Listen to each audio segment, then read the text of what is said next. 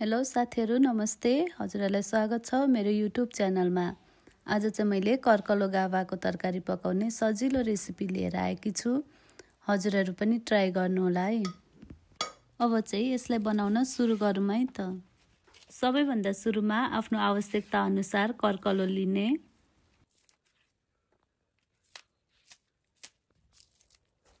र भिडियोमा देखाए जसरी नै यसको बाहिरको पातलो बोक्रालाई तास्नु होला। र यसको कलिलो पत्तालाई पनि हामीले लिन सक्छौं।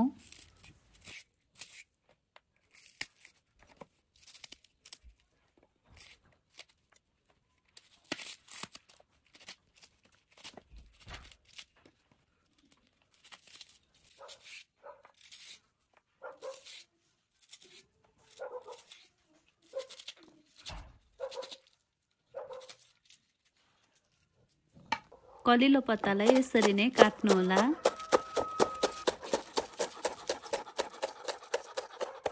त्यसैगरी मैले काटेर पखालिसकेको छु।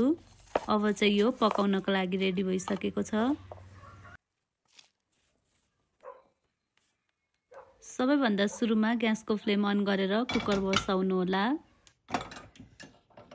मैले चाहिँ लपक्क पाक्ने गरी पकाउनको लागि कुकरमा बसाउँदै छु। कुकर तातिसकेपछि तेल राखेर तताउनु होला।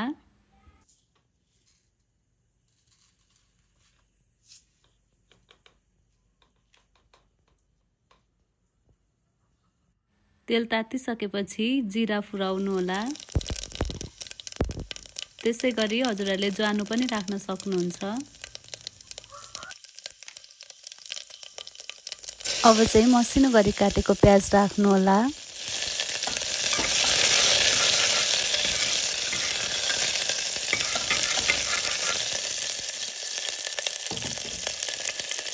प्याज यतिको फ्राई भइसकेपछि त्यसमाथि काटेको आलु राख्नु होला।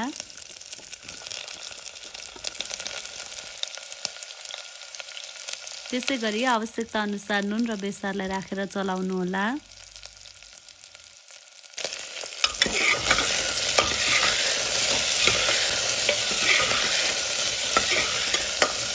र अब चाहिँ मसिनो गरी काटेको टमाटरलाई राख्नु होला। त्यसैगरी अदुवा लसुनको पेस्टलाई पनि राख्नु होला। हजुरहरुलाई पिरो मन पर्छ भने खोर्सानी पनि राख्न सक्नुहुन्छ।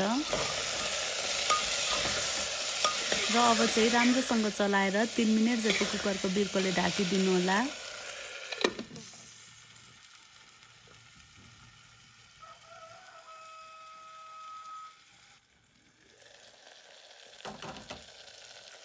मसलाहरू यतिको गलिसकेपछि अब माथिबाट कर्कलो गाभा राखिदिनु होला।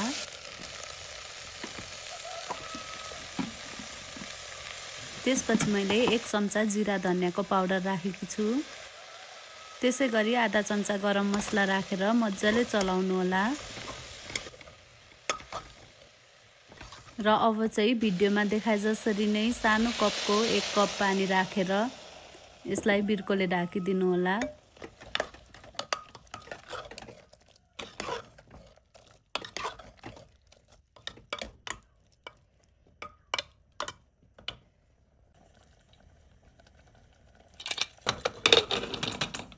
र अब चाहिँ मैले यसलाई 3 सिटी लाग्नको लागि छाड्दिएको छु।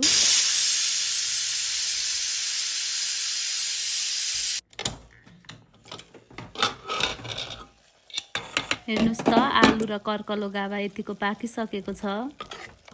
अब चाहिँ यसलाई डाडुको सहायताले यसरी नै मिच्नु होला। हेर्न सक्नुहुन्छ कर्कलो गाभा लपक्कै पाकिसकेको छ। अब चाहिँ मैले ग्यासको फ्लेमलाई अफ गर्दै छु।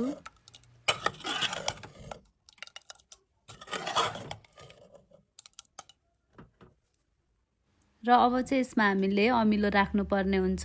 कर्कलो गाभा पकाउँदा हजुरहरुले पनि अमिलो चाहिँ अवश्य राख्नु होला।